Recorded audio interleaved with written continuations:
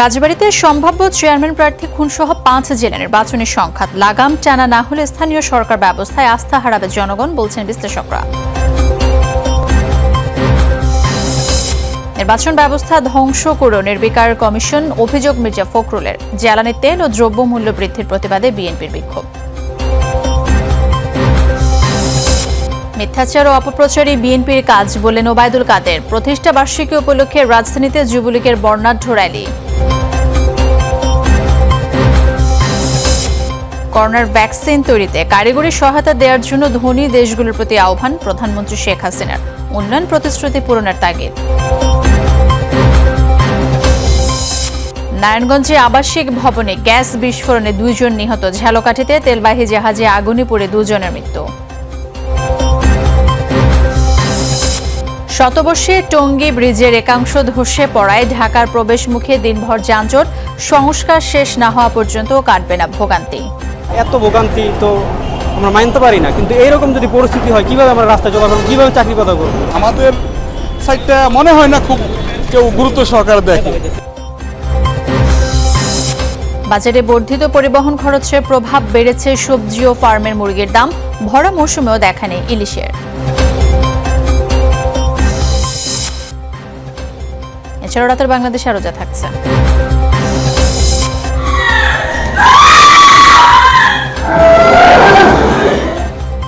শেষ পর্যন্ত বাঁচানো গেল না ক্যান্সারে আক্রান্ত কুকুর লিনিসকে। চট্টগ্রাম ভেটেরিনারি বিশ্ববিদ্যালয়ে 3 ঘন্টার অস্ত্রোপচার।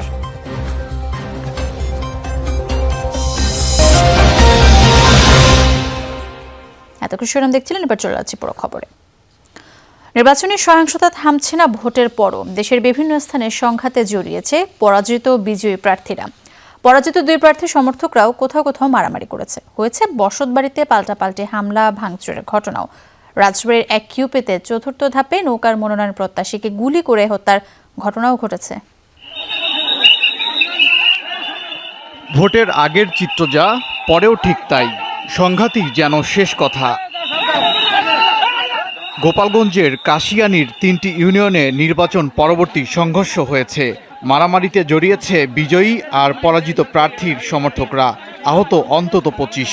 হামলা ভাঙচুর চালানো হয়েছে শতাধিক বসত বাড়িতে। সংঘর্ষ হয়েছে শেরপুরের কামারেরচর ইউনিয়নে। বিবাদে জড়ায় 2 মেম্বার প্রার্থীর অনুসারীরা। এতে বেশ কয়েকজন আহতের পাশাপাশি হামলা ভাঙচুর হয়েছে বসত ভিটায়। 6 নং কেন্দ্র বন্ধ ঘোষণা করা হয় এবং বাতিল ঘোষণা করা হয়। এই বাতিলের পর থেকে আমাদের এই 6 নং রণক্ষেত্রে পরিণত হয় 2 মেম্বার সমর্থকদের মধ্যে। একই চিত্র রংপুর, শরীয়তপুর, পটুয়াখালী সহ বিভিন্ন স্থানে। কোথাও পরাজিত বিজয়ী প্রার্থী, কোথাও বা পরাজিত 2 প্রার্থীর সমর্থকরাই জড়িয়েছে সহিংসতায়। হয়েছে বাড়িঘর ভাঙচুর, লুটপাট। নীলফামারীতে সড়ক অবরোধ করে হয়েছে বিক্ষোভ। মানিকগঞ্জে নির্বাচন পরবর্তী সহিংসতার আগুনে পুড়েছে পরাজিত প্রার্থীর এক কর্মীর ঘর। পুড়ে মারা গেছে 2টি গবাদি পশু। এসবের ধারাবাহিকতা ছড়িয়ে পড়েছে 4র্থ ধাপ আসার আগেই। রাজবাড়ীতে নৌকার মনোনয়ন প্রত্যাশীকে গুলি করে হত্যা করেছে দুর্বৃত্তরা। আমরা ঘুমন্ত অবস্থায় ছিলাম। ঘুমন্ত অবস্থা থাকার পরে ওনার এখানে গুলি শব্দ করে আমরা ঘুম থেকে জাগনা হয়েছি। যখন এখানে পড়ে যায় তখন আমার ডাক দিয়ে যে কাদের রে তুই আমার বাচ্চা। তখন আমি দৌড়ে গেলাম, যাই দেখলাম যে উনি রাস্তায় বসা অবস্থায় আছে। সেটা নির্বাচন হতে পারে, তার বন্ধু বান্ধব, ব্যবসায়ী হতে পারে, বিভিন্ন অ্যাঙ্গেল থেকেই আমরা দেখব। আমরা এই দুষ্কৃতিকাদের ধরার জন্য আমরা চিরুনি অভিযান অব্যাহত রেখেছি। ইনশাআল্লাহ আমরা আইডেন্টিফাই করব। বৃহস্পতিবার 2য় ধাপে দেশের 8 শতাধিক ইউনিয়নে নির্বাচন অনুষ্ঠিত হয়। বেশিরভাগ স্থানেই জয় পেয়েছে আওয়ামী লীগের প্রার্থীরা। স্বতন্ত্র প্রার্থীরাও জিতেছে অনেক ইউনিয়নে। ওবায়দুর রহমান, যমুনা নিউজ। ভোটের কয়েকদিন আগে থেকে উত্তেজনা বিরাজ করলেও আদতে তা নিরসন করা যায়নি। বিএনপিহীন নির্বাচনে আওয়ামী লীগের নিজেদের মধ্যে পেশি শক্তি দেখানোর চেষ্টা ছিল সর্বত্র। নির্বাচন বিশ্লেষকরা বলছেন, এভাবে চলতে থাকলে স্থানীয় সরকার ব্যবস্থার উপর থেকে আস্থা উঠে যাবে।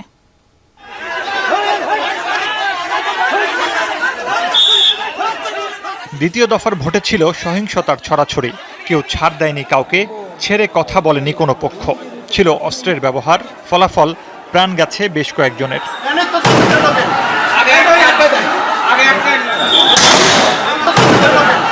ভোটাররা বলছেন নির্বাচন এলেই এলাকার পরিস্থিতি হয়ে ওঠে উত্তপ্ত, প্রায় ঘটছে সংঘাত, এতে প্রভাব পড়ছে স্বাভাবিক জীবনযাত্রায়। নিরপেক্ষ ভোটের জন্য প্রশাসন কোনো ভূমিকা রাখে নাই। আমাকে হুমকি দামকি দিচ্ছে, আমাকে বলছে তবে তুই জায়গা আমি তোমাকে মাইরা ফেলবো। আমরা তো কেউই চাই না যে গন্ডগোল হোক বা কেউ গন্ডগোল করে সিল মেরা ভোট নিয়ে যাক। এই গুলাগুলি বা এইসব মারামারি যাতে না হয় আমাদের, আর আমরা আরো সুষ্ঠু ভোট চাই কামনা করি। দ্বিতীয় ধাপে নির্বাচনে যে রক্ত ঝরবে তার শঙ্কা ছিল আগে থেকেই। ভোটের আগেই 6 জেলায় 15 জনের প্রাণহানি তেমন সতর্ক সংকেতই দিয়েছিল। ফরিদপুর, সিলেট, মাগুরা, নরসিংদী, নারায়ণগঞ্জ, মেহেরপুরে ভোটের আগেই ছিল উত্তেজনা। বেশিরভাগ জায়গাতেই সংঘর্ষে জড়ানো দুপক্ষই আওয়ামী লীগ কর্মী সমর্থক। এমন ঘটনা স্থানীয় সরকারের জন্য অশনি সংকেত বলছেন বিশ্লেষকরা। আবারও আমরা নির্বাচন সম্পর্কে আমাদের সেই আশা হতাশায় রূপান্তরিত হচ্ছে নাগরিকদের। আমরা প্রত্যাশা করব জনপ্রশাসন, পুলিশ প্রশাসন, নির্বাচন কমিশন, দিন শেষে সরকার এ সহিংসতা বন্ধের জন্য তৎপর হবেন, যত্নবান হবেন, যথাযথ ব্যবস্থা নেবেন। নৌকার বাইরে আপনারা কাউকে ভোট দেওয়ার সুযোগ দেওয়া হবে না। নৌকার ভোট হবে এইরকম টেবিলের মধ্যে ওপেন। আবার ভোটের মাঠ উত্তপ্ত ছিল সরকার দলীয় লোকজনের এমন বক্তব্যেও। প্রতিপক্ষ বা সাধারণ ভোটারদের মাঝে ভীতি সৃষ্টি করাই লক্ষ্য বলছেন নির্বাচন পর্যবেক্ষকরা। তাদের মতে বিএনপিহীন নির্বাচনে প্রতিপক্ষ নিজেরাই, তাই ভোটের মাঠে চলছে পেশি শক্তি দেখানোর চেষ্টাও। দলীয় নমিনেশন যিনি পান না তিনি স্বতন্ত্র হিসেবে ওখানে ইলেকশন করেন, এবং এই দ্বিপাক্ষিক যে দ্বন্দ্ব, যেদিকে ওখানে প্রতিষ্ঠিত করা এবং জিতে আসার যে দ্বন্দ্ব, এবং তার সাথে সাথে আমাদের সার্বিক সামাজিক রাজনৈতিক মূল্যবোধের যে অবক্ষয়, এইগুলোর কারণেই এই প্রাণহানির ঘটনাগুলো ঘটছে। তৃতীয় ধাপে 1001টি ইউনিয়ন পরিষদে ভোট 28 নভেম্বর। সে দফার ভোটও যে খুব একটা শান্তিপূর্ণ হচ্ছে না, সম্প্রতি কয়েকটি এলাকায় বিচ্ছিন্ন সংঘাত সে বার্তাই যেন দেয়। মুর্শিদুজ্জামান হিমু, যমুনা নিউজ। প্রধান নির্বাচন কমিশনার লজ্জা শরম বলে কিছু নেই, পুরো নির্বাচন ব্যবস্থাটাকে ধ্বংস করে দিয়েছে বলে অভিযোগ করেছেন বিএনপি মহাসচিব মির্জা ফখরুল ইসলাম আলমগীর। সকালে জাতীয় প্রেস ক্লাবে আয়োজিত আলোচনা সভায় এই অভিযোগ করেন তিনি। বলেন, যুক্তরাষ্ট্রের গণতন্ত্র সম্মেলনে বাংলাদেশকে রাখা হয়নি, এটা দেশের জন্য লজ্জার। 7 নভেম্বর জাতীয় বিপ্লব ও সংহতি দিবস উপলক্ষে জাতীয় গণতান্ত্রিক পার্টির আয়োজনে জাতীয় প্রেস ক্লাবে আলোচনা সভায় বক্তব্য রাখেন বিএনপির মহাসচিব মির্জা ফখরুল ইসলাম আলমগীর। এ সময় তিনি বলেন, প্রতিদিন নির্বাচনী সহিংসতায় মানুষের প্রাণ যাচ্ছে, অথচ নির্বাচন কমিশনার নির্বিকার। তাদের কারণেই পুরো নির্বাচন ব্যবস্থা ধ্বংস হয়েছে বলে অভিযোগ করেন ফখরুল। নির্বাচন কমিশন বলছে যে খুব সুষ্ঠু অবাধ নির্বাচন হয়েছে, ওই যেটা আপনার সংঘর্ষ হয় এর দায় দায়িত্ব আমাদের না। লজ্জা নাই, শরম নেই। এই ভদ্রলোকের কোনো লজ্জা শরম বলতে কিছু নেই। এই বাংলাদেশের নির্বাচন ব্যবস্থাকে তিনি ধ্বংস করলেন। বিএনপি মহাসচিব আরো বলেন, দেশে গণতন্ত্র নেই বলেই আমেরিকার গণতান্ত্রিক দেশের তালিকায় রাখা হয়নি বাংলাদেশকে, এটাও দেশের জন্য লজ্জার। আজকে কত বড় দুঃখ, দুর্ভাগ্য, যে লজ্জা আমাদের, যে আজকে আমেরিকার প্রেসিডেন্ট বাইডেন একটা গণতন্ত্র সভা ডাকছেন, 100টা দেশকে ডাকছেন। আমরা পত্রিকায় দেখেছি এগুলো। আমরা এত শান্তি পেতাম, ভালো লাগতো, নিজের মাথাটা উঁচু হয়ে দাঁড়াতো যে আমরা একটা গণতান্ত্রিক দেশ বাংলাদেশ, আমাদের নামটা সেখানে নেই। রেইনট্রি হোটেলে ধর্ষণ মামলার রায়ে সমগ্র নারী জাতিকে অপমান করা হয়েছে বলেও মন্তব্য করেন বিএনপি মহাসচিব। এই ধরনের রায় আমরা মেনে নিতে পারি না। রাব্বি সিদ্দিকী, যমুনা নিউজ, ঢাকা। জ্বালানি তেলের দাম বাড়ানোর সিদ্ধান্তকে অগণতান্ত্রিক বলে অভিহিত করেছেন বিএনপি স্থায়ী কমিটির সদস্য গয়েশ্বর চন্দ্র রায়। এজন্য সরকার পদত্যাগ দাবি করেছেন তিনি। জাতীয় প্রেস ক্লাবের সামনে তেলের দাম বৃদ্ধির প্রতিবাদে ঢাকা জেলা বিএনপির বিক্ষোভে এই মন্তব্য করেন তিনি। তেলের দাম বৃদ্ধির সাথে সাথে সব জিনিসের দাম বাড়ানোর নিন্দা জানান বিএনপির নেতা। জনগণকে সাথে নিয়ে সরকার বিরোধী আন্দোলন করবেন বলেও হুঁশিয়ারি দেন গয়েশ্বর চন্দ্র রায়। ঢাকা ছাড়াও এদিন বিক্ষোভ হয়েছে অন্যান্য জেলা শহরেও। 2-1 জায়গায় পুলিশের বাধা দেওয়ার অভিযোগ এলেও শান্তিপূর্ণভাবে পালিত হয়েছে কর্মসূচি। এখানে স্টপ করেন এবং একটি সুষ্ঠু অবাধ নির্বাচন, একটি নিরপেক্ষ সরকারের অধীনে দিয়ে নিজের উন্নয়নের কাজ, নিজের জনপ্রিয়তা যাচাই করুন। সরকারের বিরুদ্ধে অন্ধ সমালোচনা করা বিএনপির প্রতিদিনের রাজনৈতিক দায়িত্ব হয়ে দাঁড়িয়েছে। এমন মন্তব্য করেছেন আওয়ামী লীগ সাধারণ সম্পাদক ওবায়দুল কাদের। সকালে নিয়মিত ব্রিফিংয়ে তিনি বলেন, জনগণ ও দেশের জন্য তারা কিছু করতে না পারলেও মিথ্যাচার ও অপপ্রচারের কাজটি সুনিপুণভাবেই করে যাচ্ছেন। বলেন, বিএনপি সেই পুরনো ভাঙা রেকর্ড বাজাচ্ছেন আর বলছেন বিচার ব্যবস্থা নাকি দলীয়করণ করা হয়েছে, নির্বাচন ব্যবস্থাকে ধ্বংস করা হয়েছে। এসব বিএনপির ধারাবাহিক কল্পিত অভিযোগের চর্বিত চর্বণ মাত্র বলেও মন্তব্য করেন ওবায়দুল কাদের। সরকারের বিরুদ্ধে অন্ধ বিশুদ্ধার করা বিএনপির এখন প্রতিদিনের রাজনৈতিক দায়িত্ব হয়ে দাঁড়িয়েছে। জনগণের জন্য, দেশের জন্য তারা কিছু করতে না পারলেও মিথ্যাচার আর অপপ্রচারের কাজটি সুনিপুণভাবে করে যাচ্ছেন। তাদের সমালোচনার এসব পুরনো হাতিয়ার এখন ভোঁতা হয়ে গেছে। অসাম্প্রদায়িক বাংলাদেশ করতে সংগঠনের মূল নীতি অনুযায়ী কাজ করবে যুবলীগের নেতাকর্মীরা, এমনটি জানিয়েছেন সংগঠনটির চেয়ারম্যান শেখ ফজলে শামস পরশ। সকালে রাজধানীতে যুবলীগের ৪৯তম প্রতিষ্ঠা বার্ষিকী উপলক্ষে আনন্দ মিছিলের আয়োজন করে যুবলীগ। মিছিলটি সোহরাওয়ার্দী উদ্যান থেকে শুরু হয়ে ধানমন্ডি ৩২ গিয়ে শেষ হয়। পূর্ব ঘোষণা অনুযায়ী শুক্রবার সকালে সোহরাওয়ার্দী উদ্যানে জড়ো হয় যুবলীগের বিভিন্ন ইউনিটের নেতাকর্মীরা।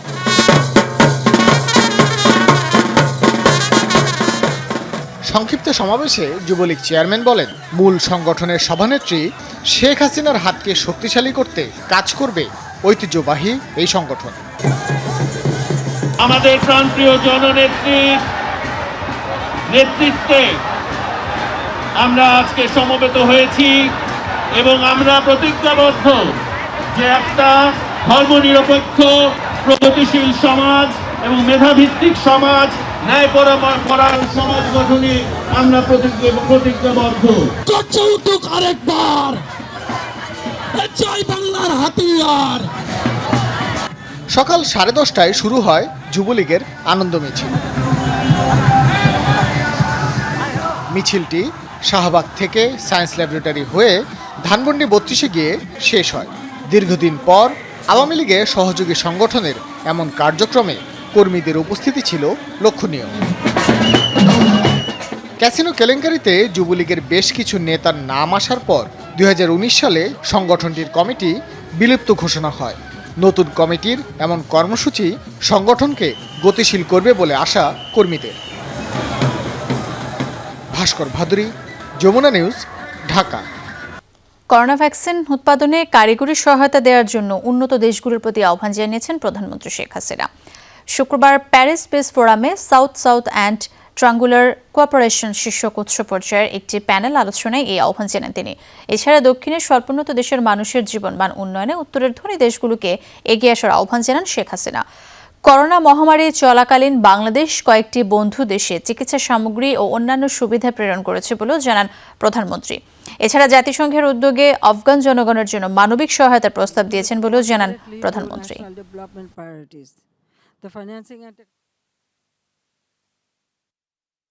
A number of developing countries like Bangladesh have the capacity to ensure vaccine equity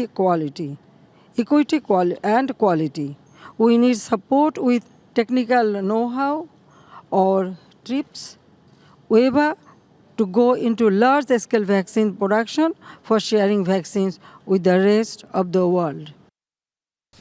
নারায়ণগঞ্জের ফতুল্লায় একটি ফ্ল্যাটে বিস্ফোরণের পর দেয়াল চাপায় 2 নারী নিহত হয়েছেন। শিশুসহ দগ্ধ হয়েছে অন্তত 10 জন। ভর্তি করা হয়েছে শেখ হাসিনা বার্ন ইনস্টিটিউট সহ বিভিন্ন হাসপাতালে। ধারণা করা হচ্ছে জমে থাকা গ্যাসেই বিস্ফোরণ হয়েছে, তদন্ত কমিটি। এদিকে ঝালকাঠির সুগন্ধা নদীতে তেলবাহী জাহাজের ইঞ্জিন রুমে বিস্ফোরণে প্রাণ গেছে 2 জনের, দগ্ধ হয়েছে 9 জন। বিস্ফোরণে লণ্ডভণ্ড ফ্ল্যাট, মায়ের মরদেহের পাশে 4 কন্যার আহাজারি। ফতুল্লার লালখামোড় এলাকার মুক্তার মিয়া ভবন। শুক্রবার ভোরে ভবনটির নিচতলায় মায়ারানীর ফ্ল্যাটে হঠাৎ ভয়াবহ বিস্ফোরণ। দেয়াল চাপায় মারা যান 2 নারী, ধরে যায় আগুন। ক্ষতিগ্রস্ত আরও 2টি বাড়িসহ দোকান। দগ্ধ শিশুসহ অন্তত 10 জন। গ্যাসটা আস্তে আস্তে ঘরে জমছে, জমার পরে সকালবেলা অনেকে ডিউটি যাইব, চুলা ধরাতে চাইছে, ব্রাস্ট হয়ে গেছে। শব্দ হয়েছে পরে আমার হাতের উপর বাচ্চার উপরে। খবর পেয়ে ঘটনাস্থলে যায় ফায়ার সার্ভিস। আগুন নিয়ন্ত্রণে আনার পাশাপাশি চলে উদ্ধার তৎপরতা। ধারণা, বাসায় জমে থাকা গ্যাস থেকে বিস্ফোরণ হয়েছে। তদন্ত কমিটি হয়তো সকালে কোনো চুলা ধরাতে গেছে বা বিদ্যুৎ সুইচ অফ অন করতে গেছে বা যে কোনো কারণেই হোক আগুনের আগ পাওয়ার সাথে সাথেই এটা সম্পূর্ণভাবে বিধ্বস্ত হয়েছে। এটা তদন্ত সাপেক্ষে বলা যাবে, কারণটা এখানে যদি অপরিত্যক্ত একটা সেফটি ট্যাঙ্কও দেখা যাচ্ছে, যদি আপনারা দেখতে পারেন সেটা। আর যদি গ্যাসের কারণে হয় সেক্ষেত্রে হাউস লাইনের লিকেজ থেকে হতে পারে। আহতদের উদ্ধার করে স্থানীয় বিভিন্ন হাসপাতালে ভর্তি করা হয়েছে। গুরুতর বেশ কয়েকজন চিকিৎসাধীন শেখ হাসিনা বার্ন ইনস্টিটিউটে। আহত যারা আইসিইউতে আছে একজন, আর একজন নরমালি আছে, আর একজন নরমালি দিয়ে দিচ্ছে। বিস্ফোরণের ঘটনা ঘটেছে তেলবাহী জাহাজে। ঝালকাঠির সুগন্ধা নদীতে শুক্রবার সকালে নৌযানের ইঞ্জিন রুমে পাম্প মেরামত চলছিল। হঠাৎ বিকট শব্দে বিস্ফোরণের পর ধরে যায় আগুন। ঘটে হতাহতের ঘটনা। শব্দ পাওয়ার পরে ওখানে দেখা যায় যে জাহাজের ভিতরে আগুন চলতেছে। অগ্নিকাণ্ডের কারণ আমরা এখনো আইডেন্টিফাই করতে পারি না। আইডেন্টিফাই করে আমরা পরে জানাবো। আমদানি করা জ্বালানি তেল নিয়ে চট্টগ্রাম থেকে গত বুধবার ঝালকাঠিতে আসে সাগর নন্দিনী ৩ নামে জাহাজটি। জোহরা সেতু, যমুনা নিউজ। সৃজনশীল অর্থনীতিতে অবদান রাখায় প্রথমবারের মতো ইউনেস্কো বাংলাদেশ বঙ্গবন্ধু শেখ মুজিবুর রহমান আন্তর্জাতিক পুরস্কার দেওয়া হয়েছে। প্রথমবার এই পুরস্কার পেয়েছে উগান্ডার MOTIV ক্রিয়েশন লিমিটেড। পুরস্কার তুলে দেন প্রধানমন্ত্রী শেখ হাসিনা। এ সময় বিশ্ব সম্প্রদায়ের আর্থসামাজিক উন্নয়ন এবং প্রযুক্তিগত অগ্রগতিতে অবদান রাখতে বাংলাদেশের আগ্রহের কথা জানান প্রধানমন্ত্রী। ইউনেস্কো বাংলাদেশ বঙ্গবন্ধু শেখ মুজিবুর রহমান পুরস্কার অনুষ্ঠানে বৃহস্পতিবার যোগ দেন প্রধানমন্ত্রী শেখ হাসিনা। সৃজনশীল অর্থনীতি পুরস্কারের জন্য 50টির বেশি মনোনয়নের মধ্যে সেরা নির্বাচিত হয় উগান্ডার মোটিভ ক্রিয়েশনস লিমিটেড। উগান্ডার কাম্পালে অবস্থিত মোটিভ একটি সমন্বিত সৃজনশীল স্টুডিও, যা পিছিয়ে পড়া জনগোষ্ঠী এবং উদ্যোক্তাদের বিভিন্ন ধরনের সহায়তা ও প্রশিক্ষণ প্রদান করে। এটি পণ্য এবং ফ্যাশন ডিজাইনের মতো বিভিন্ন ইস্যুতে কাজ করে, যা উদ্যোক্তাদের পথকে আরও সহজ করতে সহায়তা করে। পুরস্কার হিসেবে তাদের হাতে $50,000 এবং প্রশংসাপত্র তুলে দেন প্রধানমন্ত্রী। বলেন, বিশ্ব সম্প্রদায়ের আর্থসামাজিক উন্নয়ন এবং প্রযুক্তিগত অগ্রগতিতে অবদান রাখতে আগ্রহী Bangladesh. We believe that the investment on creative economy will result in realization of the collective aim of furthering socio-economic development and technological advancement.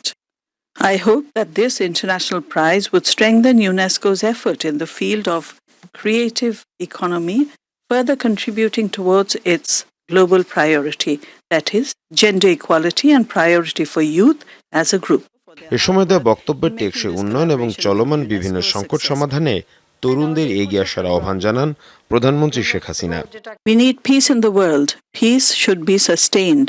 We believe in peaceful coexistence. That investment of creative economy will result in realization of the collective aim of furthering socio-economic development and technological advancement.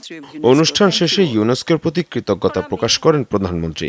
I humbly acknowledge the kind support Mushfika Hasan, Jamuna News. Tongi শতবর্ষী ব্রিজের একাংশ ধসে পড়ায় বন্ধ রয়েছে মহাসড়কের একাংশের যান চলাচল। এতে আজ দিনভর ঢাকার প্রবেশমুখে দেখা গেছে ভয়াবহ যানজট। ভোগান্তিতে পড়েছেন এই সড়ক ব্যবহারকারীরা। তারা বলছেন, অল্প রাস্তা যেতে লাগছে দীর্ঘ সময়। দ্রুত সংস্কার করে যান চলাচল শুরুর দাবি তাদের। বুধবার সকালে ট্রাক যাওয়ার সময় সেতুর মাঝখানের কিছু অংশের ঢালাই ধসে পড়ে। এতে তৈরি হয় বিরাট গর্ত। পুলিশ সেখানে পাটাতন দিয়ে যান চলাচল স্বাভাবিক রাখার চেষ্টা করে। পরে আবার ঝুঁকিপূর্ণ মনে হয় সকাল থেকেই বন্ধ রাখা হয় যান চলাচল। আগামীকাল এ বিষয়ে পুলিশের ঊর্ধ্বতন কর্মকর্তা, রোডস অ্যান্ড হাইওয়ে এবং বিআরটিএর সমন্বয়ে বৈঠকের কথা রয়েছে। সেতু বিভাগের সচিব জানিয়েছেন, 1 সপ্তাহের মধ্যেই ব্রিজের সংস্কার কাজ শেষ হবে। বোটবাজার থেকে 8 তারিখ পর্যন্ত আইছি, তো এখানে মিনিমাম 3-4 ঘন্টা দাঁড়ানো ছিলাম। এত ভোগান্তি তো আমরা মানতে পারি না। শুধু এখানে না, সবখানে আমাদের সাইডটা মনে হয় না খুব কেউ গুরুত্ব সহকারে দেখে। সিমেন্ট দিয়ে স্ল্যাব তৈরি করে 1 সপ্তাহের মধ্যে এটা আবার চালু করে দেবে। এই ভাঙা অংশটুকু মূল যখন উপরের ব্রিজটা হবে তখন তো এই সম্পূর্ণটাই ভেঙে ফেলা হবে, সেটা সময় লাগবে। শখের মোটরসাইকেল কেনা হলো ঠিকই, কিন্তু তা খুব বেশি চালানো হলো না রাকিবের। টাঙ্গাইলের ভুয়াপুরে মোটরসাইকেলে নিয়ন্ত্রণ হারিয়ে মৃত্যু হলো রাকিব সহ 3 কিশোরের। দুপুরে উপজেলার গোবিন্দাসী ইউনিয়নের রুহুলি এলাকায় ঘটনা ঘটে। নিহতরা হলো রাকিব, মকবুল হোসেন ও আসাদুল। 3 জনের বয়সী 15 থেকে 16 বছরের মধ্যে। নিহতের স্বজনরা জানান, বয়স কম হলেও কিছুদিন আগে থেকে ট্রাক চালাতো রাকিব। অনেকদিন ধরেই ছিল তার মোটরসাইকেল কেনার শখ। গতকাল সেটি কিনেও সে। আজ দুপুরে 3 বন্ধু মিলে ঘুরতে বের হয়। ঝুঁকিপূর্ণ একটি মোড়ে নিয়ন্ত্রণ হারিয়ে মোটরসাইকেল ধাক্কা খায় দেয়ালের সাথে। ঘটনাস্থলে মারা যায় 3 জন। পরে মরদেহ উদ্ধার করে ময়নাতদন্তের পর হস্তান্তর করা হয় পরিবারের কাছে। কয়েক মাস ধরে অস্বাভাবিক চড়া অবস্থা বিরাজ করছে নিত্যপণ্যের বাজারে। পরিবহন খরচ বৃদ্ধির ধাক্কায় আরেক দফা বেসামাল হলো কাঁচা বাজার। একযোগে বেড়েছে সব ধরনের নিত্যপণ্যের দাম। শাকসবজি থেকে শুরু করে মাছ, মাংস সবকিছুই আছে দাম বৃদ্ধির তালিকায়। রাজধানীর বাজার পরিস্থিতি জানাচ্ছেন সহকর্মী মাসুদুজ্জামান রবিন। প্রকৃতি যেমন শীতের আগমনী বার্তা দিচ্ছে, ঠিক তেমনি বাজারে শীতকালীন সবজির সরবরাহ বাড়ছে। থরে থরে সাজানো ফুলকপি, বাঁধাকপি, টমেটো, সিম সহ নানান সবজি। তবে স্বাদ নেওয়ার সাধ্য নেই নির্ময়ের মানুষের। যতই দিন যাচ্ছে শীতকালীন সবজির সরবরাহ বাড়ছে, কিন্তু এবছর কমছে না দাম। বাড়ছে পরিবহন খরচের ধাক্কা। বিক্রেতারা বলছেন, পরিবহন খরচ বেড়ে যাওয়ায় সপ্তাহের ব্যবধানে সব ধরনের সবজির দাম কেজিতে আরও 10 থেকে 15 টাকা বেড়েছে। সবজির দাম কম্পারেটিভলি আগের চেয়ে তো অনেক বেশি আর কি। আপনার ধরেন মনেরগঞ্জের শাক যেগুলো আগে 10 টাকা মুঠো কিনতাম, সেগুলো এখন প্রায় 15 টাকা 20 টাকা এরকম হয়ে গেছে আর কি। ফুলকপি হচ্ছে গিয়ে 50 টাকা, সিম হচ্ছে 100 টাকা, টমেটো হচ্ছে 120 টাকা, মরিচ হচ্ছে গিয়া 120 টাকা, ভেন্ডি হচ্ছে গিয়া 60 টাকা, তারপরে শসা হচ্ছে গিয়া 60 টাকা। এখন ইলিশের মৌসুম, অথচ সরবরাহ তলানিতে। 800 গ্রাম ওজনের 1 পিস ইলিশের জন্য দিতে হবে 1000 টাকা। অন্যান্য মাছের আমদানিও সন্তোষজনক নয়। চাষের পাঙ্গাস আর তেলাপিয়া ছাড়া 350 টাকা কেজি নিচে নেই কোনো মাছ। আর নদ নদীর 1 কেজি দেশি মাছের জন্য গুনতে হবে 600 থেকে 650 টাকা। মাছের দামটাও একটু বেশি, আমদানি কম, বিভিন্ন আইটেম অন্য খরচ থেকে কমায় এই খরচটা মেকআপ করতে হয়। মাছও কম আসে এবং ক্যারিং খরচা একটু বেশি, তো এই জন্য মানে এখন মাছের দামটাও একটু বাড়তি। তেলের দাম বাইরে, সব জিনিসের গাড়ির ভাড়া বাড়তি, লঞ্চের ভাড়া বাড়তি, এই জন্য মালে রেট বসাই দেয়, বাড়াই। কেজিতে 5 টাকা কমলেও এখনো চড়া চিনির দর। আর বোতলজাত 1 লিটার সয়াবিন তেলের জন্য গুনতে হবে 160 টাকা। দেশি পেঁয়াজের কেজি 60 টাকাতে অপরিবর্তিত থাকলেও আদার দাম কেজিতে বেড়েছে 20 টাকা। 1 লিটারের তেল বোতল বিক্রি করতে আপনার 160 টাকা। কাস্টমারের সাথে খুব কাপজাপ করা লাগে, মানে খুব ফেরাসানি করা লাগে। এতদিন ছিল এই দাম, ওখানে এত দাম, আবার 1 কেজিও না লিটার। অনেক গরিবের জন্য অনেক কষ্ট হয়ে যায়। গত সপ্তাহে ব্রয়লার আর লেয়ার মুরগির দাম কেজিতে খানিকটা কমলেও আজকের বাজারে আবারও বেড়েছে। 1 কেজি ব্রয়লারের জন্য দিতে হবে 180 টাকা, আর লেয়ারের জন্য 250 টাকা। মাসুদুজ্জামান রবিন, যমুনা নিউজ, ঢাকা। লালমনিরহাটের কালীগঞ্জের বুড়িরহাট সীমান্তের কাছে বিএসএফের গুলিতে ইদ্রিস আলী ও আসাদুজ্জামান ভাসানী নামে 2 বাংলাদেশি নিহত হয়েছেন। শুক্রবার ভোরে গোড়াল ইউনিয়নের সেবকদাস গ্রামের সীমান্ত এলাকায় ঘটনা ঘটে। স্থানীয়রা জানায়, সীমান্তে 2 জনকে লক্ষ্য করে গুলি ছোড়ে বিএসএফের টহল দল। পরে কাঁটাতার সংলগ্ন এলাকায় ইদ্রিস আলী ও আসাদুজ্জামান ভাসানীর মৃত্যু হয়। পরে তাদের মরদেহ ভারতীয় অংশে নিয়ে যাওয়া হয়। তবে এ বিষয়ে এখনও বিজেপির আনুষ্ঠানিক প্রতিক্রিয়া পাওয়া যায়নি। আমার ভাই মোহাম্মদ ইদ্রিস আলী ও মালগারা মালদা নদীতে মাছ ধরার জন্য যায়। সেখান থেকে বিএসএফ তার টেনে হেসড়ে নিয়ে গিয়ে নির্মমভাবে গুলি করে।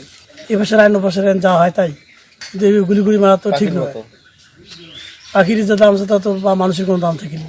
আমাদের সরকারের কাছে এইটুকুই আবেদন যে ওনাদেরকে এইভাবে পাখির মতো গুলি করে না মারিয়ে আমাদেরকে যেটা জানতে যত ছাড়ি দেয় আর কি, যেটুকু আইনের সাজা হয় সেই আইনা দিয়ে আইন মাধ্যমে যাতে ওদেরকে ছাড়ি দেওয়া হোক। ক্যান্সার আক্রান্ত একটি পোষা প্রাণীকে বাঁচাতে সে কি প্রাণান্তকর চেষ্টা। চট্টগ্রাম ভেটেরিনারি বিশ্ববিদ্যালয়ের 7 জন বিশেষজ্ঞ চিকিৎসকের 3 ঘন্টার অস্ত্রোপচার, বাইরে সবার আকুল প্রতীক্ষা, বুক ফাটা আহাজারি, হৃদয় ছুঁয়ে গেছে সবার। যদিও বাঁচানো যায়নি লিনিস নামের কুকুরটিকে। বুক ফাটা এমন আহাজারি প্রিয় পোষা প্রাণীটির জন্য। অপারেশন সফল হয়নি প্রিয় লিনিস আর নেই। চিকিৎসকরা তা জানাতেই Chattogram veterinary and animal sciences বিশ্ববিদ্যালয়ের পোষা প্রাণী গবেষণা কেন্দ্রের সামনে তৈরি হয় এমন পরিবেশ। মৌসুমী ইসলামের অনেকগুলো পোষা কুকুরের একটি অ্যাপসো প্রজাতির এই লিনিস 6 মাস বয়স থেকেই ভুগছিল ব্রেস্ট ক্যান্সারে। শুক্রবার সকাল থেকে 7 চিকিৎসক প্রায় 3 ঘন্টা অপারেশন করলেও বাঁচানো যায়নি লিনিসকে। এবং আমরা খুবই আশাবাদী ছিলাম যে মৃত্যু যে একটা কারণ হতে পারে, সেটা অন্যতম কারণ হলো জাস্ট আফটার সার্জারি তার অক্সিজেন ডিমান্ড বেড়ে যায়। অক্সিজেন ডিমান্ড যখন বেড়ে যায়, ওই অবস্থায় আমরা যতই অক্সিজেন দিচ্ছি কিন্তু ওর বডিতে লাংসটা এফেক্টেড থাকার কারণে পর্যাপ্ত অক্সিজেন দিতে পারছিল না। এর আগেও সার্জারি হয়েছিল কুকুরটির, এবারের অপারেশন ছিল বাঁচানোর শেষ চেষ্টা। প্রিভেনশনের একমাত্র পথ হলো যে যারা কুকুর বিড়াল পোষে আমরা কিন্তু বলে দিই যে 5 থেকে 6 বছর বয়সে তাকে স্প্রেইং করে ফেলা। স্প্রেইং হলো এই টিউমারাস গ্রোথ প্রিভেন্ট করার একমাত্র পথ, অন্য কোনো পথ নেই। দেশের বাইরে হর হামেশা হচ্ছে, কিন্তু বাংলাদেশে পশু চিকিৎসার ক্ষেত্রে এই ধরনের বড় অপারেশন এটাই প্রথম। আধুনিক সরঞ্জাম এবং আরও গবেষণা হলে ভবিষ্যতে সফল হওয়ার আশা চিকিৎসকদের। বাংলাদেশে আমরা ইউজ করতে চেষ্টা করেছি গ্যাসিয়াস অ্যানেস্থেসিয়া, যেটা আইসোফ্লুরেন দিয়ে করেছি আমরা, এবং এর জন্য ব্লাড ট্রান্সফিউশনের ব্যবস্থাও করে ফেলছি আমরা এর ভিতরে। আর এর জন্য ফ্লুইডের ব্যবস্থা, এভরিথিং একেবারে অ্যাসেপ্টিক কন্ডিশনে একটা অপারেশন যেভাবে করা যায় আমরা ওইভাবে চেষ্টা করেছি এই অ্যানিমেলটার জন্য। পশু চিকিৎসা এবং গবেষণায় দীর্ঘদিন ধরেই কাজ করে আসছে চট্টগ্রামের খুলশীতে অবস্থিত ভেটেরিনারি অ্যান্ড অ্যানিমেল সায়েন্সেস বিশ্ববিদ্যালয়। আরিফুর রহমান সবুজ, যমুনা নিউজ, চট্টগ্রাম। বিশ্বের কার্বন নির্গমকারী দেশ থেকে যথাযথ ক্ষতিপূরণ আদায় করে তার স্বচ্ছতার মাধ্যমে ব্যয় করা উদ্যোগ নেওয়া জরুরি বলে মনে করেন বিশ্লেষকরা। এজন্য রাষ্ট্র পর্যায়ে দীর্ঘমেয়াদী কর্মসূচি প্রণয়ন ও বাস্তবায়নের তাগিদ দিয়েছেন তারা। বিকেলে এফডিসিতে একটি বিতর্ক প্রতিযোগিতায় অংশ নিয়ে আলোচকরা এসব কথা বলেন। জলবায়ু ঝুঁকি মোকাবেলায় বিশ্ব নেতৃত্বের ভূমিকা উৎসাহব্যঞ্জক শীর্ষক বিতর্ক প্রতিযোগিতা। অংশ নেয় বেসরকারি বিশ্ববিদ্যালয়ের দুটি দল। আজকে 2021 পর্যন্ত তারা 60% কার্বন তারা মহাস্পিকার নির্গমন তারা কমিয়ে এনেছে মহাস্পিকার, এই সেই প্রমাণ। তুমি ওই দেশের সাথে টাই বন্ধ করো, তাহলে আমি তোমাকে $100 বিলিয়ন দিব। তুমি যদি ওই দেশের সাথে সম্পর্ক রাখো, তাহলে আমি টাকা দিব না। তাহলে কি এটা লোকরঞ্জন নয়? বিতর্ক শেষে আলোচনায় অংশ নেন উন্মুক্ত বিশ্ববিদ্যালয়ের উপ উপাচার্য অধ্যাপক মাহবুবা নাসরিন। তিনি বলেন, জলবায়ু ক্ষতিগ্রস্ত দেশ হিসেবে বিশ্ব দরবারে আরও সোচ্চার হওয়া উচিত বাংলাদেশের। বিশ্ব নেতাদের উপর ছেড়ে দিলে হবে না, আমাদের স্থানীয়ভাবে আঞ্চলিকভাবে যেটা রিজিওনাল বলি আমরা, সেটাও আমাদের দেখতে হবে। সেই ক্ষেত্রে আমাদের সেইখানে আপার ক্যাচমেন্টে কি হচ্ছে সেটাও কিন্তু জলবায়ু পরিবর্তনের প্রভাবটাকে আরও যাতে নেতিবাচক করে না দেয় সেটা আমাদের দেখতে হবে। অনুষ্ঠানে ডিবেট ফর ডেমোক্রেসির চেয়ারম্যান জলবায়ু ফান্ডের অর্থ ব্যয়ে স্বচ্ছতা নিশ্চিতের দাবি জানান। জলবায়ু উদ্বাস্তুদের জন্য আন্তর্জাতিক সাহায্যের যে নিশ্চয়তা, সেটি আমাদেরকে নিশ্চিত করবার জন্য আমরা সুপারিশ করছি। জলবায়ু তহবিলের যে টাকা ব্যয় করা হয় তার স্বচ্ছতার জন্য আমি সরকারের কাছে আজকে সুপারিশ করি। জলবায়ু তহবিলে অনেক টাকা আসে। বিতর্কে বিজয়ী হয় স্ট্যামফোর্ড ইউনিভার্সিটির বিতর্কিকরা। নুরনবী সরকার, যমুনা নিউজ, ঢাকা। অভিবাসীদের ঢলকে কেন্দ্র করে রীতিমতো যুদ্ধ পরিস্থিতি পোল্যান্ড বেলারুশ সীমান্তে। লুকাশেঙ্কোর আহ্বানে সীমান্ত এলাকায় টহল চলছে রুশ বোমারু বিমান ও ফাইটার জেটের। এমনকি ইউরোপে নিষেধাজ্ঞার হুঁশিয়ারির জবাবে পাল্টা গ্যাস লাইন বন্ধ করে দেওয়ার হুমকি দিয়েছে বেলারুশ। ইউরোপীয় ইউনিয়নের অভিযোগ, ভূ রাজনৈতিক সুযোগ নিতে পরিস্থিতি অস্থিতিশীল করছে বেলারুশ। বেলারুশ পোল্যান্ড সীমান্ত পরিস্থিতি নিয়ে আন্তর্জাতিক রাজনীতি কতটা উত্তপ্ত তা স্পষ্ট এই দৃশ্যেই। সীমান্ত এলাকায় রীতিমতো বোমারু বিমান আর ফাইটার জেট নিয়ে টহল চলছে রাশিয়ার। পোল্যান্ড থেকে আসা অভিবাসন প্রত্যাশীদের ঢলকে কেন্দ্র করে রাশিয়ার বেলারুশের মুখোমুখি পশ্চিমা শক্তি। চলমান সংকটের জন্য বেলারুশকে দায়ী করে দেশটির উপর নিষেধাজ্ঞা আরোপের হুমকি দিয়েছে ইউরোপ। তার জবাবে বেলারুশের উপর দিয়ে ইউরোপ যাওয়ার জ্বালানির পাইপ বন্ধ করে দেওয়ার হুঁশিয়ারি মিন্স্কের। পশ্চিমা শক্তি চায় বেলারুশকে অস্থিতিশীল করে তুলতে। সীমান্তে যারা অস্থিরতা তৈরি করছে তাদের কাছে ভারী অস্ত্র, গোলাবারুদ সরবরাহ করা হচ্ছে। এটা আমরা কোনোভাবেই মেনে নেব না। যদি আমাদের উপর ইউরোপ নিষেধাজ্ঞা দেয় তাহলে আমরাও পাল্টা ব্যবস্থা নেব, লাইন কেটে গ্যাস সরবরাহ বন্ধ করে দেব। এদিকে শীতের প্রকোপ বাড়ায় রীতিমতো মানবেতর জীবনযাপন করছেন পোল্যান্ড বেলারুশ সীমান্তে আশ্রয় নেয়া অভিবাসন প্রত্যাশীরা। এই সংকটের জন্য একে অপরকে দায়ী করে কথা লড়াইয়ে জড়িয়েছে ইউরোপ ও রাশিয়া। সংকটের সমাধান না করে ইউরোপ তার চিরাচরিত নিয়মে দোষারোপের রাজনীতি শুরু করেছে। তারা বিশ্ববাসীকে দেখাতে চাইছে এই সংকটের জন্য বেলারুশ এবং রাশিয়াই দায়ী। ভূ রাজনৈতিক পরিস্থিতি অস্থিতিশীল করে সেই পরিস্থিতির সুযোগ নিতে চায় বেলারুশ। সীমান্তে ভয়াবহ অবস্থায় পৌঁছেছে অভিবাসন সংকট। শত শত মানুষ সেখানে মানবেতর জীবনযাপন করছে। বেলারুশের উচিত এখনই এই ইস্যুতে পদক্ষেপ নেওয়া। অভিবাসন প্রত্যাশীরা বলছেন বেলারুশ থেকে পোল্যান্ড হয়ে জার্মানিতে পাড়ি জমাতে চান তারা, কিন্তু সীমান্তে আটকে দেয় তীব্র শীতের মধ্যে জঙ্গলে খোলা আকাশের নিচে রাত কাটাতে হচ্ছে তাদের। এসব অভিবাসন প্রত্যাশীদের বেশিরভাগই আফ্রিকা এবং মধ্যপ্রাচ্যের। মুশফিকা হাসান, যমুনা নিউজ। 3 ম্যাচের টি20 এবং 2 ম্যাচের টেস্ট সিরিজ খেলতে শনিবার সকাল 8:30টায় ঢাকায় আসছে পাকিস্তান ক্রিকেট দল। বিশ্বকাপের সেমিফাইনাল থেকে বিদায় নেওয়ার পর আগেভাগে চলে আসছে তারা। ঢাকায় আসার পর 14 এবং 15 নভেম্বর রুম কোয়ারেন্টাইনে থাকবে পাকিস্তান। এরপর 3 দিন মিরপুর শেরে বাংলা জাতীয় স্টেডিয়ামে অনুশীলন করবে বাবর আজম, শাহিন শাহ আফ্রিদিরা। মিরপুরের প্রথম টি20 ম্যাচ গড়াবে 19 নভেম্বর, আর একই ভেন্যুতে 20 ও 22 নভেম্বর হবে বাকি ম্যাচ দুটি। এদিকে চট্টগ্রামে 26 নভেম্বর প্রথম টেস্ট এবং 4 ডিসেম্বর ঢাকায় দ্বিতীয় টেস্টে বাংলাদেশের বিপক্ষে লড়বে পাকিস্তান। সিরিজ শেষে 9 ডিসেম্বর ঢাকা ত্যাগের কথা রয়েছে বাবর আজমের দলের। পাকিস্তানের বিপক্ষে টেস্ট সিরিজও অনিশ্চিত তামিম ইকবাল। তার ইনজুরি উন্নত হলেও মাঠে নামা নিয়ে শঙ্কা থেকে যাচ্ছে, এমনটাই জানিয়েছেন বিসিবির ফিজিও বায়াজিদ ইসলাম। স্পিনে ভালো করলেও পেস বোলিংয়ে স্বাচ্ছন্দ্য বোধ করছেন না তামিম। অনুশীলন শেষে হাতের অস্বস্তি নিয়ে মাঠ ছাড়তে দেখা গেছে এই ওপেনারকে। ডিফেন্স করছেন, বল ছেড়ে দিচ্ছেন, এগুলো অনুশীলনের স্বাভাবিক ছবি। তবে ব্যাটিংয়ে স্বস্তি নেই তামিম ইকবালের। বাহাতের বুড়ো আঙ্গুলের চোট এখনও যে পুরোপুরি নিয়ন্ত্রণে আসেনি এই ওপেনারের। আঙ্গুলে এখনও কালশিটের দাগ রয়ে গেছে, উন্নতি হচ্ছে, তবে সেটি এখনও ম্যাচ খেলার পর্যায়ে নয়। তাই তো পাকিস্তানের বিপক্ষে টেস্ট সিরিজে এখনও অনিশ্চিত তামিম ইকবাল। এই মোমেন্টে পর্যন্ত তো অবশ্যই আছে, যেহেতু রিহ্যাব প্রসেসে প্রোগ্রেস ওয়েল, বাট এখনও বলা যাচ্ছে না, কারণ ডে বাই ডে এটা তো যে কোনো একটা সময় ডিটোরেট করতে পারে, বাট আমি হোপফুল যে হি উইল বি ফাইন। প্রাথমিক অবস্থায় করা হয়েছে কনজারভেটিভ ম্যানেজমেন্ট। এখন চলছে 2 সপ্তাহের রিহ্যাব। স্পিনে ব্যাটিংয়ের উন্নতি হলেও পেসে এখনও স্বাচ্ছন্দ্য বোধ করছেন না তামিম। ইনিশিয়ালি আমরা কনজারভেটিভ ম্যানেজমেন্ট করছি, তারপর থেকে এখন রিহ্যাব চলতেছে। তো রিহ্যাবের প্রায় 2 উইকস অলমোস্ট হয়ে আসতেছে। স্যাটিসফ্যাক্টরি লেভেলেরও উন্নতি আছে। স্পিন বোলিংয়ে যথেষ্ট ভালো হচ্ছে আস্তে আস্তে ডে বাই ডে, আর রেঞ্জ অফ মোশন সহ আদার্স সব কিছুই বেটার আসতেছে, কিন্তু পেসে এখনও স্বাচ্ছন্দ্য বোধ করতেছে না। তো progressing well, but still not fully recovered.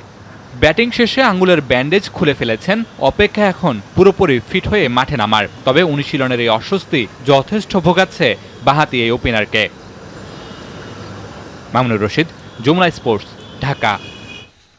শ্রীলঙ্কার 4 জাতির ফুটবল টুর্নামেন্টের খবর এবার। আসরে টিকে থাকার সমীকরণে শনিবার মালদ্বীপের বিপক্ষে লড়বে বাংলাদেশ। জয় পেতে কৌশল পাল্টানোর ইঙ্গিত কোচ মারিও লেমোসের। অধিনায়ক জামাল বলছেন ঘুরে দাঁড়াতে প্রস্তুত তার দল। আর অন্যদিকে প্রথম ম্যাচের হতাশা ভুলে জয় ফিরতে চায় মালদ্বীপ। বাংলাদেশ সময় বিকেল 4:30টায় শুরু হবে ম্যাচ। শ্রীলঙ্কা থেকে মুস্তামিন তারেকের প্রতিবেদন। কলম্বোর মাঠ নিয়ে দুশ্চিন্তা সব দলেই। বালুযুক্ত মাঠে স্বাভাবিক খেলা যেখানে অসম্ভব, সেখানে বাড়তি চিন্তা করে কি লাভ? সে পথে হাঁটছেও না বাংলাদেশ। ভিন্ন কৌশল আর সমীকরণ ঘুরছে কোচ মারিও লেমোসের মাথায়। তবে লক্ষ্য একটাই, জয় চাই। সে মন্ত্রে উজ্জীবিত করেছেন গোটা দলকে। সিশেলস দুঃস্বপ্ন ভুলে মালদ্বীপ বধের ছক কষছেন Jamal তোপরা। The ground and the condition is the same for both of the teams. They are playing on the same field, so there's no excuses. We have to perform and we have to do our best. লাল সবুজের হয়ে অভিষেকটা সুখকর হয়নি coach Mario লেমোসের। তবে আবাহনী সুবাদে অচেনা নয় মালদ্বীপ ফুটবলাররা।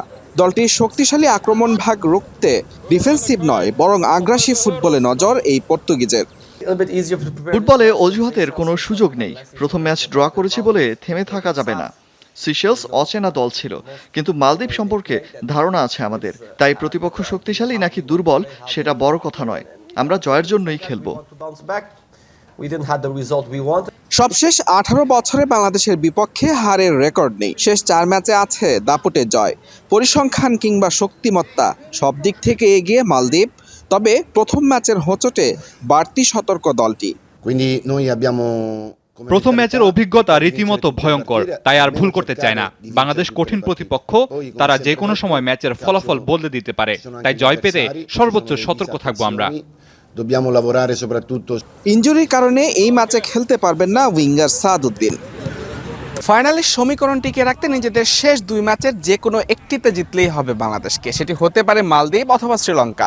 তবে মালদ্বীপের বিপক্ষে আমাদের অতীত রেকর্ড খুব একটা ভালো নয়। 2003 সালের পর দলটির বিপক্ষে জয় পাওয়া হয়নি বাংলাদেশের। তাই তো বাড়তি কোনো চাপ নয়, নির্ভর ফুটবল খেলতে চায় জামাল বাহিনী। মুজরাবিন তারেক, যমুনা স্পোর্টস, কলম্বো, শ্রীলঙ্কা। এই ছিল রাতের বাংলাদেশের আয়োজন। এতক্ষণ আমাদের সাথে থাকার জন্য ধন্যবাদ সবাইকে।